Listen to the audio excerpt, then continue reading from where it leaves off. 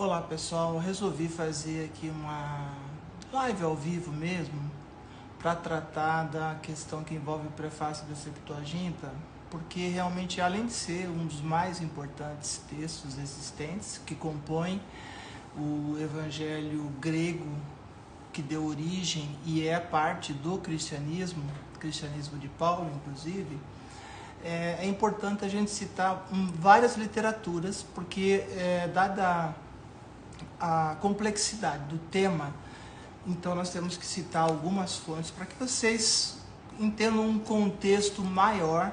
Isso para quem porventura quiser e desejar aprofundar no tema, não ficar na superficialidade. Tem gente que fala sobre o Septuaginta e nem sabe o que significa.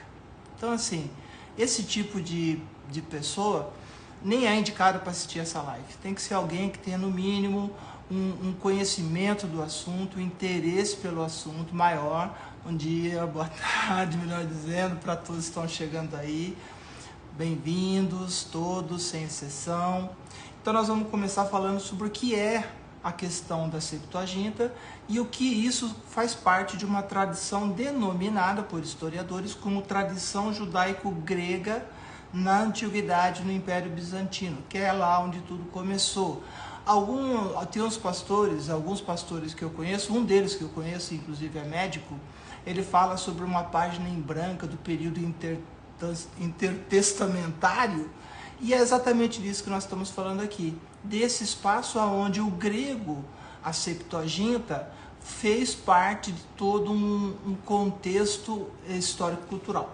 Então, cito aqui para vocês, recomendo a leitura para vocês deste livro, A Tradição Judaico-Grega na Antiguidade, né?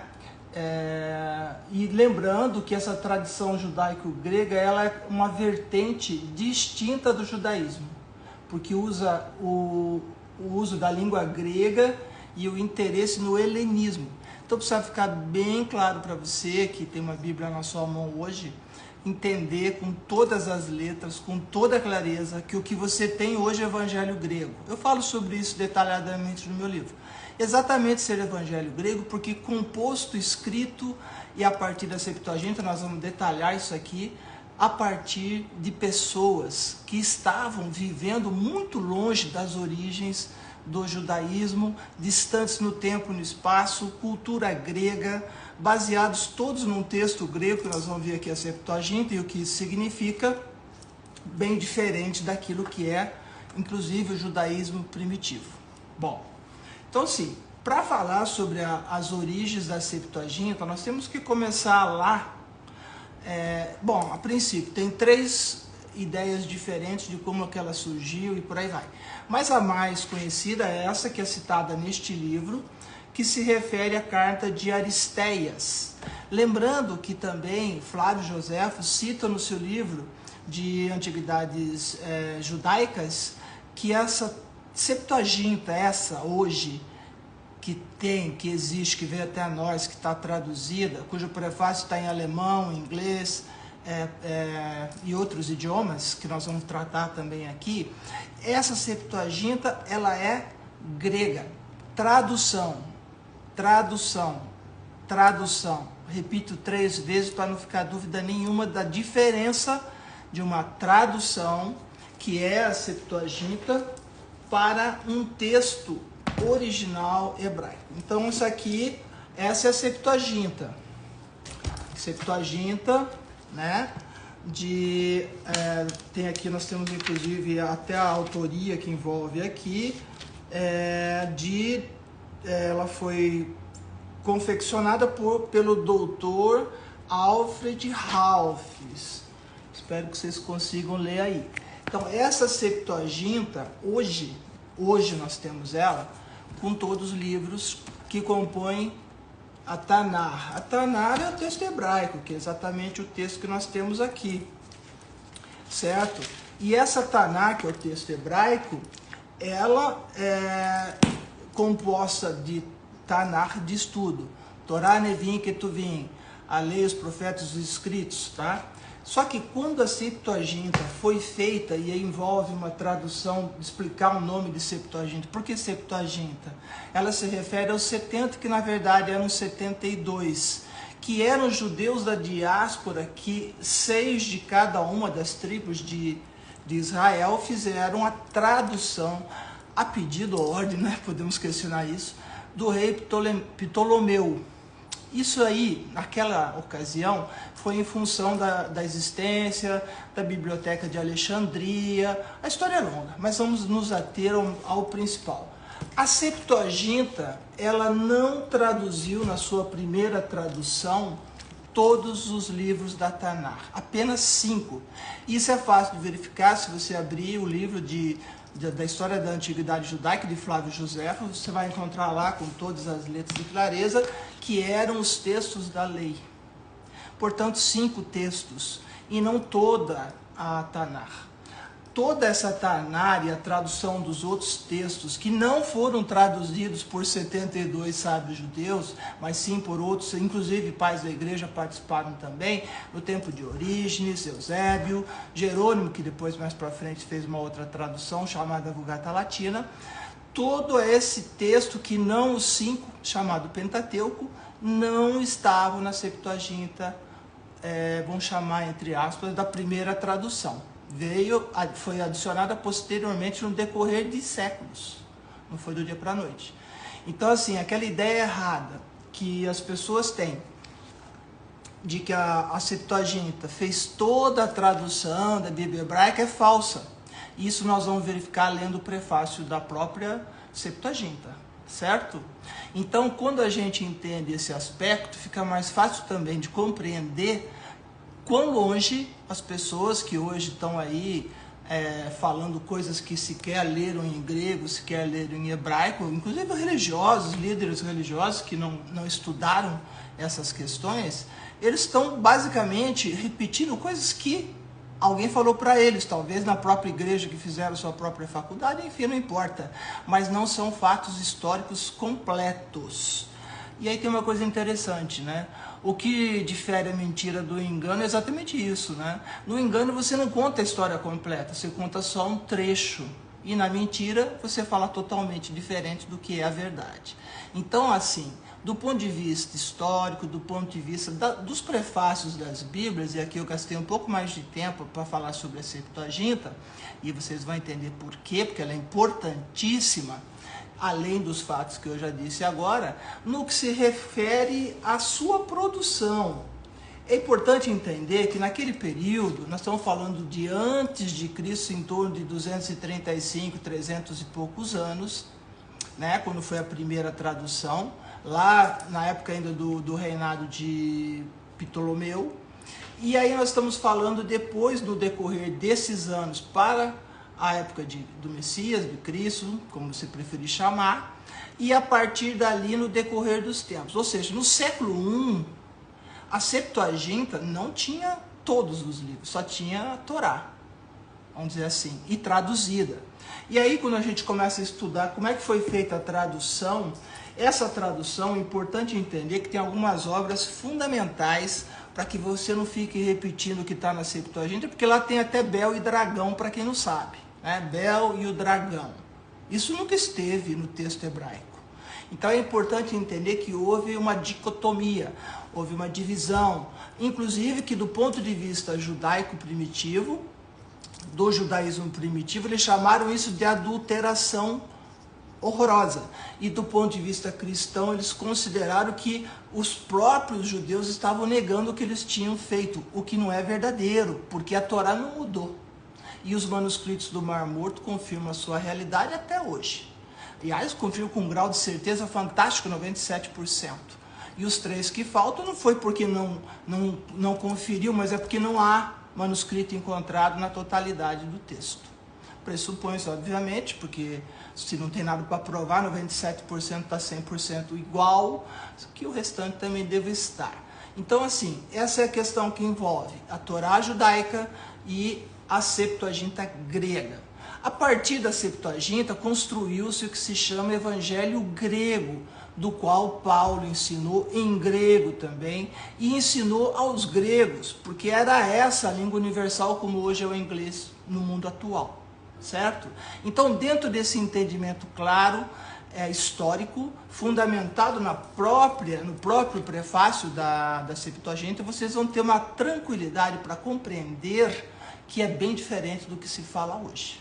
Bem diferente. Só a leitura do prefácio da Septuaginta já esclarece isso tudo que eu estou falando aqui. Mas, o que é mais importante ainda? Entenda, não existia à época termos adequados. Então nós ficamos numa questão. A questão era muito simples, porque o que está escrito em hebraico não bate com o que está escrito em grego, porque é uma tradução. A tradução, entenda que no século I não tinha nenhum dicionário, nem antes do século I, um dicionário onde dissesse em grego, em hebraico significa isso, em grego aquilo, em francês aquilo, em português isso, nem existia o português nem o francês. Mas o ponto é que não tinha listas de palavras que seriam correspondentes exatas ao texto original. Esse é o problema da tradução, aliás, é um dos, eu falo no meu livro, de N problemas de tradução, né? Que envolve inclusive a parte do sintagma, do sentido, do significado de cada termo, de cada frase, do contexto. Isso tudo não pode ser ignorado, sob pena de você estar falando algo que nunca existiu no original. Esse aspecto, tratando sobre isso, existe uma publicação que eu recomendo a leitura para padre, pastor, rabino, para todos que são estudiosos do tema, que é esta aqui, de Emanuel Tove, chamada, esse título, né, que abrange a extensão de estudos do Antigo Testamento, incluindo Septuaginta, pesquisas relevantes de Ugarítico, para entender o estudo do Antigo Testamento, estudo hebraico, estudo sobre a história antiga, sociedade israelita, história inclusive, dentre outros temas de outras obras também.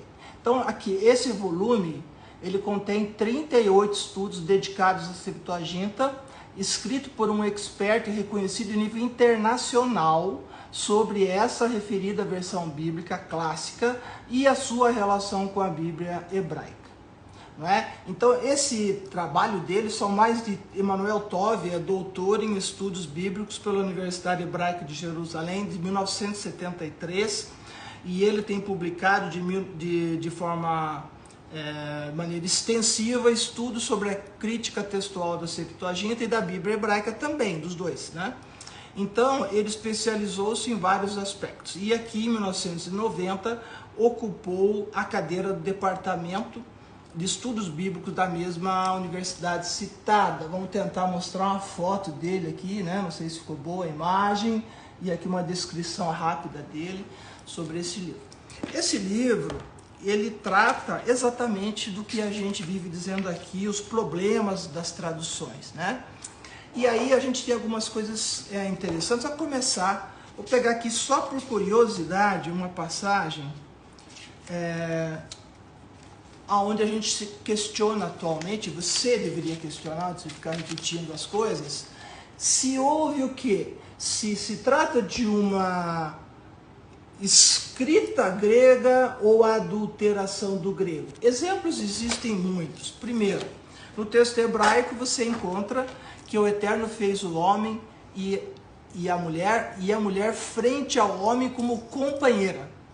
Igualdade de condições, direitos e etc. Já no texto grego não. Ela se transforma na tradução numa ajudadora idônea. Só pode fazer sentido para grego, porque para quem estuda hebraico não faz o menor sentido. Além de não fazer o menor sentido, gera o que a gente chama de misoginia bíblica. Mas não para por aí. Vamos pegar uma passagem aqui, por exemplo, que fala sobre... aqui, Gênesis 5:2, e um pouco antes a gente encontra algumas coisas fundamentais, né? Isso é interessante para quem tem um discurso de ódio na ponta da língua aí, começar a se envergonhar e estudar melhor o assunto. Então, o que acontece? Olha lá, macho e fêmea, ele o criou, e não os criou, como vem na tradução para o grego. Então a gente precisa entender que isso faz toda a diferença. Faz uma diferença incrível, ao ponto inclusive de alguns cabalistas e escritores e autores considerar a possibilidade de um ser chamado Adão Kadmon. Mas isso aí eu falo no meu primeiro livro e falo um pouquinho também no segundo livro. E os historiadores têm essa informação e qualquer um que estuda em profundidade já ouviu falar sobre isso. Então faz uma diferença incrível. O plural, quando está escrito macho e fêmea, ele o criou. E macho e fêmea, ele os criou. Um S plural faz uma diferença significativa na semântica, na frase toda. E tem outros aspectos aqui que a gente poderia citar, por exemplo, né? Tem uma passagem em hebraico que se referia à lebre, e era um nome que em hebraico muito próximo do nome da rainha, que na verdade era a mãe do rei Ptolomeu, e ele falou, não, nós não vamos traduzir para o grego assim não, porque senão vai achar que eles estão caçoando de mim ou da minha família. Então assim, gente, vocês precisam estudar mesmo sobre essa questão da tradução. É muito sério esse assunto. E aí nós temos aqui várias outras coisas. Só que o que aconteceu no decorrer do tempo é que a tradição, embora a tradição cristã, embora considere, essas palavras não são minhas, tá? São de Emanuel Tove, nesse livro aqui, ele diz com todas as letras o seguinte: a tradição cristã também considera diferenças similares entre a Bíblia judaica e grega, por serem alterações, né? Do ponto de vista deles cristãos, mas do ponto de vista hebraico chama-se adulterações. Então, na direção oposta, surgiram e ocorreram que alguns pais da igreja afirmam que a Septuaginta reflete a verdadeira forma das palavras de Deus e vão além. Eles dizem que foram judeus que falsificaram as escrituras hebraicas, né? Então, assim, são coisas que a gente precisa prestar atenção nessa situação para não ser um crente que não tenha nenhum tipo de informação sobre o assunto, que aí anda a voz de qualquer vento que sopra na orelha dele.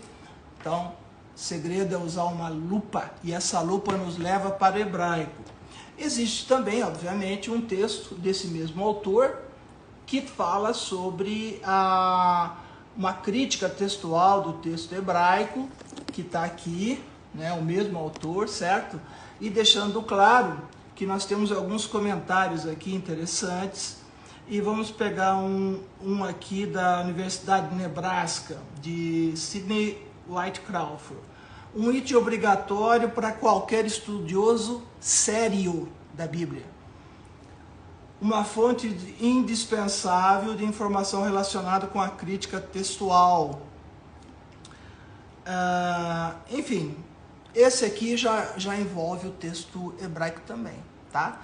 Lembrando que o texto hebraico, ao contrário do texto grego, ele foi confrontado com os manuscritos do Mar Morto e encontradas evidências de 97% dentro do contexto do texto massorético, tá bom?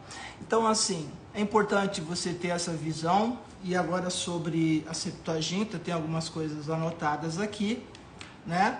A Septuaginta é uma tradução antiga, judaica, do Antigo Testamento. O Pentateuco, ou seja, somente os 5 livros, que era a parte mais antiga e fundamental do cânon do Antigo Testamento, ele foi traduzido primeiro de qualquer coisa, de acordo com a carta de Aristéias que nós comentamos aqui há pouco, e vai dar uma pesquisa aí no Google, aí você também vai ver que tem muita coisa interessante. E também que isso aconteceu, né, durante o período do reino de Filadélfia, que durou de 285 a 247 BC, antes de Cristo, before Cristo. E a história, ela fala sobre uma tradução que foi feita na Alexandria por 70, né, ou mais exatamente 72 estudantes judeus que receberam, e passou por isso mesmo, recebeu o nome de Septuaginta. Eu estou fazendo a leitura para vocês a partir do texto em inglês, tá? E essa tradução do Pentateuco, ela foi seguida por aquilo que se chama de outros livros, ou seja, muito tempo depois. Não foi de imediato, não foi assim, de uma vez só, feita toda a tradução, nada disso. Nada disso aconteceu. É história, gente, não é opinião pessoal.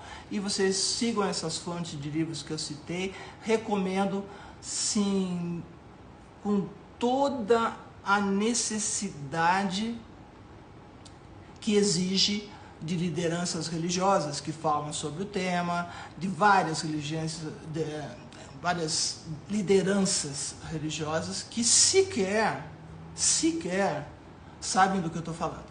Então tá aí as fontes, estão aí a leitura, toda ela disponível para vocês. Façam um bom uso e espero que mais uma vez eu tenha contribuído para que vocês tenham acesso a informações originais, verdadeiras, legítimas e que sejam de utilidade para todos, sem exceção.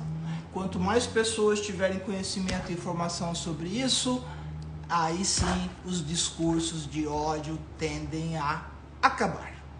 Porque a desconstrução desses discursos é a proposta que eu fiz no meu livro e tem lá eu estou desconstruindo alguns dos mais atuais discursos de ódio, tá bom? Então vamos lá, gente, vamos estudar, dá Google aí e qualquer coisa pode mandar um DM aí para mim. Esse vídeo que eu tô fazendo com vocês aqui ao vivo pelo Instagram, vou colocar no YouTube, no TikTok e de tal maneira que vocês tenham acesso a todas essas informações, tá bom? Excelente final de semana, Shavua Tov, a você e a todos seus queridos e amados. Beijo grande. Tchau.